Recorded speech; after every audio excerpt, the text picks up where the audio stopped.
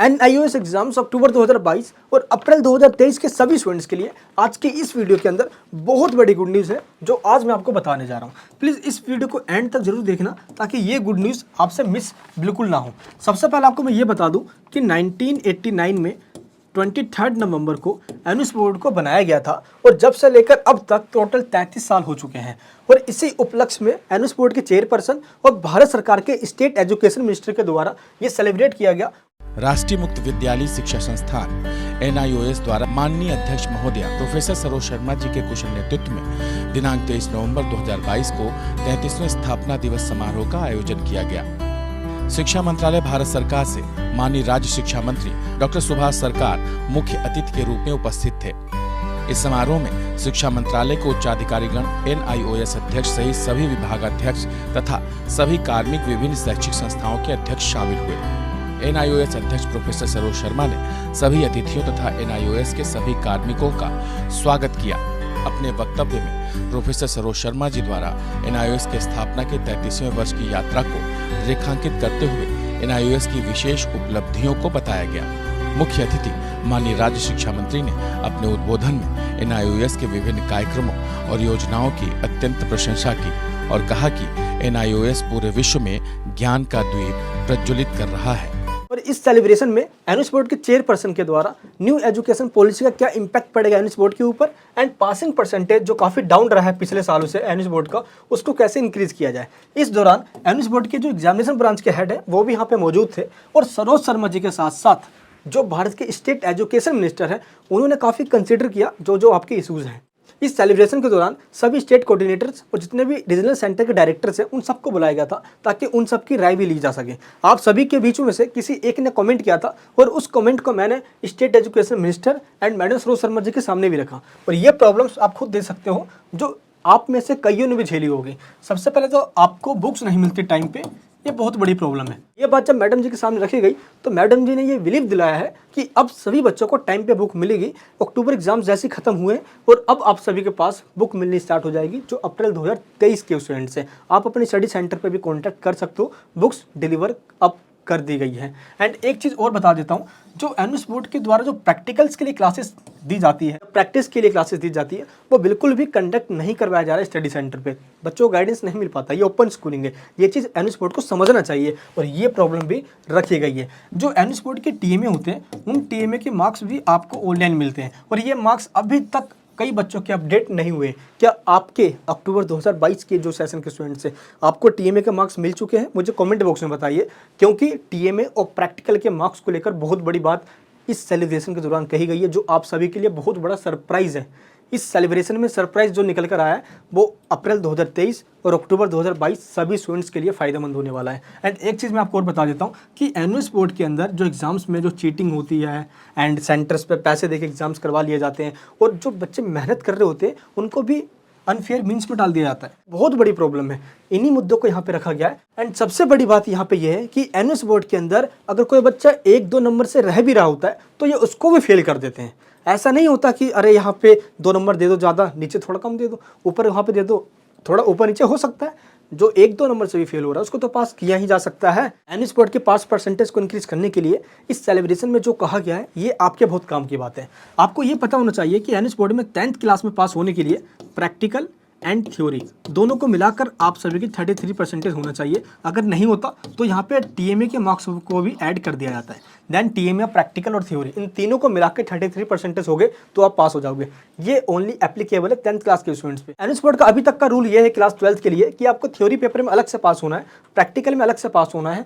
TMA का कोई इतना बड़ा रोल नहीं होता। लेकिन इस सेलिब्रेशन के अंदर आप सभी को जो सरप्राइज दिया गया है कि अगर मान लो आप थ्योरी पेपर में पास हो जा रहे हो तो कोई दिक्कत नहीं, बहुत अच्छी बात है ये।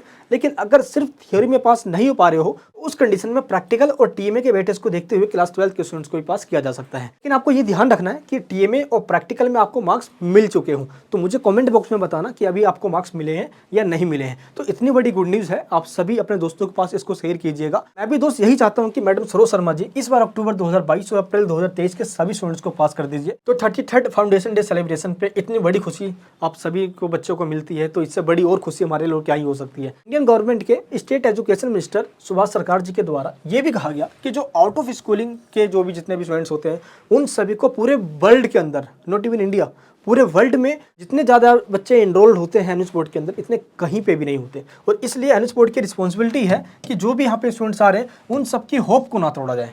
एटलीस्ट उनको इतने मार्क्स तो देकर पास कर ही दिया जाए जो आगे अपनी कॉलेज में और हायर एजुकेशन में एडमिशन ले सकते हैं। और जो फ्लेक्सिबिलिटी का सिस्टम है एनएस बोर्ड का, इससे आप सभी को फायदा होने वाला है, क्योंकि खुद स्टेट एजुकेशन मिनिस्टर और वहाँ पे जो चेयरपर्सन जी थे उन सब ने ये एग्री करी भी है। क्योंकि न्यू एजुकेशन पॉलिसी अब जो आने वाले बच्चे हैं एनएस बोर्ड के अंदर उनको इसका फायदा मिलने वाला है। सीबीएसई बोर्ड और एनएस बोर्ड के अंदर कोई डिस्क्रिमिनेशन नहीं होना चाहिए और स्टेट एजुकेशन मिनिस्टर के द्वारा ये बात साफ कही गई है। क्योंकि आप जरा खुद देखिए, सीबीएसई बोर्ड के अंदर 20 मार्क्स के तो सिर्फ एमसीक्यू क्वेश्चन आते हैं और एनएस बोर्ड के अंदर किसी किसी पेपर में 5 क्वेश्चन आते हैं बस। तो इसको इंक्रीज़ किया जा सकता है। पास परसेंटेज को इंक्रीज़ करने के लिए हमें पेपर को आसान से आसान बनाना होगा। ऐसा नहीं है कि अगर आसान बना दोगे तो 10th क्लास और 12th क्लास का बच्चा ये सोचेगा कि ये इतना आसान पेपर है।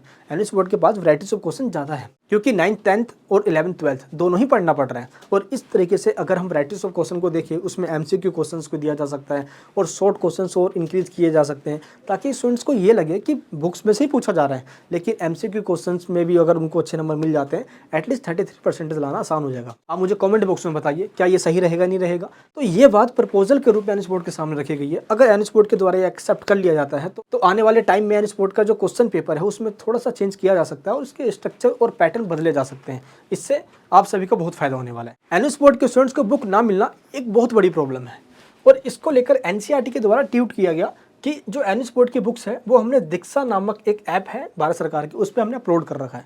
देखो, बुक्स तो आपको किसी ऐप पे भी मिल जाएगी, आप डाउनलोड कर सकते हो इस वाले ऐप को, एंड आप एनएस की ऑफिशियल वेबसाइट से भी डाउनलोड कर सकते हो। लेकिन बुक्स तो हमें चाहिए हार्ड कॉपी में। अब आपने फीस पे करी है हार्ड कॉपी के लिए, बट आपको पीडीएफ से ही पढ़ना पड़ रहा है, और बच्चा कब तक पीडीएफ से पढ़ेगा? आंखों की भी तो जिंदगी होती है भाई। 2 घंटे पढ़ लोगे, रात में नींद नहीं आएगी, इन्हीं आंखों में पेन होगी आप सभी की। तो इसलिए एनएस बोर्ड को ये चीज़ समझना चाहिए। हाँ, मैं मानता हूँ कि कुछ सेक्टर में एनएस बोर्ड बहुत आगे निकल रहा है, लेकिन अगर बेसिक जो नीड्स है स्टूडेंट्स की हम उसी में पीछे रह जाएंगे तो एनएस बोर्ड का नाम बदनाम होने में टाइम नहीं लगने वाला। इसलिए एनएस बोर्ड के जितने भी स्टूडेंट्स हैं उनकी छोटी छोटी प्रॉब्लम्स भी हम सॉल्व नहीं करेंगे तो कैसे आगे बढ़ेंगे, और ये चीज़ एनएस बोर्ड को समझना भी चाहिए। एनएस बोर्ड की वैल्यू को लेकर आप सबके मन में बहुत डाउट रहता है और ये चीज़ क्लियर कर दिया गया है इस सेलिब्रेशन के अंदर। आप जेईई मेंस के अंदर, नीट के अंदर, फार्मेसी के अंदर, डॉक्टर, इंजीनियर एंड साथ आप चाहो गवर्नमेंट जॉब, प्राइवेट जॉब, सभी जगह पे एलिजिबल है दोस्त। पासपोर्ट के अंदर सभी जगह पे, इंडियन आर्मी में, पुलिस में। हाँ, ऐसा जरूर हो सकता है कि कहीं पे किसी कॉलेज में या स्कूल में वो आपको मना कर दे इस बेस पे कि आप तो एनएस बोर्ड के स्टूडेंट्स हो, हम नहीं लेते ये, बट ये रूल उन्होंने बना रखा है। एनएस बोर्ड को सभी जगह पे एक्सेप्ट किया जाएगा। ये भारत सरकार का ही एक बोर्ड है, नो डाउट इसके अंदर, ठीक है। तो ये बात आपको पता होना चाहिए। तो इस टाइम मैं आपको ये बता दूं, जो भी अप्रैल 2023 के स्टूडेंट्स हैं एंड इस टाइम जो अक्टूबर 2022 के जो स्टूडेंट्स थे उनका जो एग्ज़ाम्स है वो ख़त्म हो चुका है। 6 जनवरी तक आप सभी का रिजल्ट आ जाएगा एंड इससे पहले आप सभी अपना टीएमए के मार्क्स चेक कर लीजिए। टीएमए के मार्क्स नहीं मिले तो प्लीज़ अपने स्टडी सेंटर पे आप कॉन्टैक्ट कीजिए। प्रैक्टिकल के मार्क्स आपको मिल गए होंगे।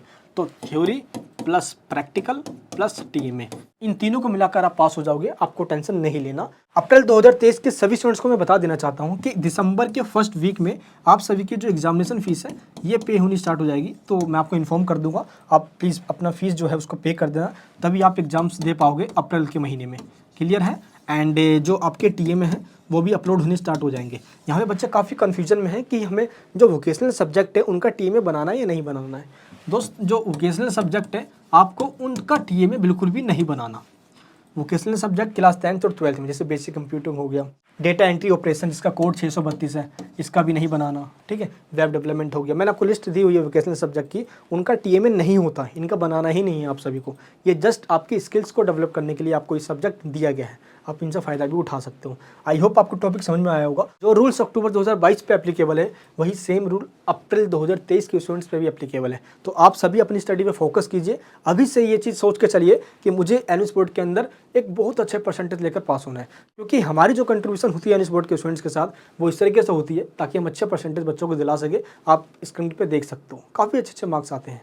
ये अप्रैल 2022 के स्टूडेंट्स हैं, तो अप्रैल 2023 में भी क्यों नहीं आ सकते। 80 to 90% आपके कहीं नहीं गए। आप ऑनलाइन क्लासेस में ज्वाइन हो सकते हो, जहाँ पे मैं आपको आपके बड़े भाई की तरह गाइडेंस दूंगा, आपको पूरा सिलेबस टाइम पे कंप्लीट करवा के आपको 100% ग्रांटेड के साथ पास करवा दूंगा। लिंक नीचे डिस्क्रिप्शन में है, आप चेक कीजिए। सोल्व टीम है, प्रैक्टिकल्स, नोट्स सबकी लिंक दी हुई है, आप उनको फॉलो कीजिए, अभी के अभी डाउनलोड कीजिए और उनसे स्टडी करना स्टार्ट कर दीजिए। टीएमए हम आपकी अपलोड कर सकते हैं, टीएमए सर्विस में आप ज्वाइन हो जाना। एंड अगर आप चाहते हो पीडीएफ लेना तो वो भी आपको मिल जाएगा, सोल्ड पीडीएफ, और अभी आप बनाना स्टार्ट कर दीजिए। मिलूंगा आपसे मैं नेक्स्ट वीडियो के अंदर। आप मुझे कमेंट बॉक्स में बताना अगर आपका कोई भी डाउट हो। अपना प्यार वहीं बनाए रखना। और अप्रैल 2023 के सभी स्टूडेंट्स और अभी जो अक्टूबर 2022 के जितने भी स्टूडेंट्स हैं वो सभी स्टूडेंट्स पास हो। मैं प्रभु से यही कामना करता हूँ, ताकि आप और आपके पेरेंट्स की जो खुशी है बस यही देखना है। आपके इस भाई के लिए इससे बड़ी कोई और चीज़ नहीं हो सकती। इस वीडियो को सभी जगह शेयर कीजिए और सब्सक्राइब करके बेल आइकन ऑन कीजिए। मिलूंगा आपसे नेक्स्ट वीडियो में। जय हिंद, जय भारत।